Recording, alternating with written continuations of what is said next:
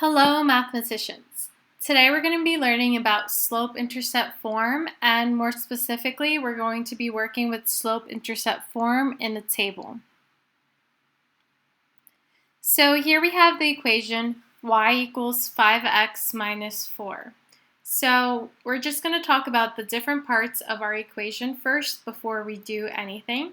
So we know that x and y are our coordinates, which we're going to find by creating this table.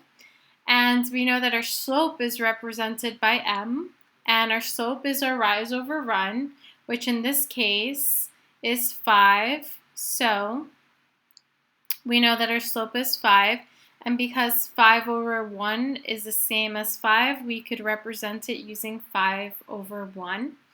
And our y-intercept, because our equation is y equals 5x minus 4, our y-intercept is negative 4. And that would be represented using the coordinate 0, negative 4. So because we have this coordinate for our y-intercept, we could start off by just simply plotting it in our table.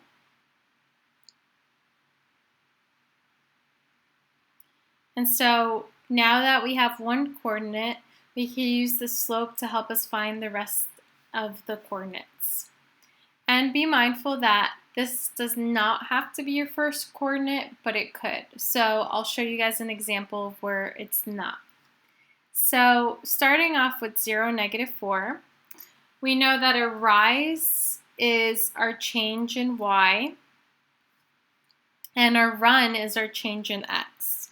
So because our rise is positive 5, our y is actually going to increase by 5 because that's our rise, and our x is going to increase by 1 because that's our run.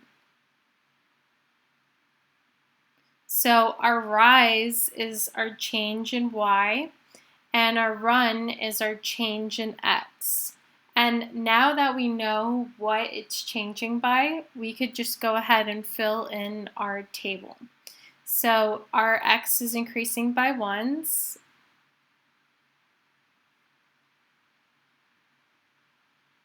And our y is increasing by 5. So negative 4 plus 5.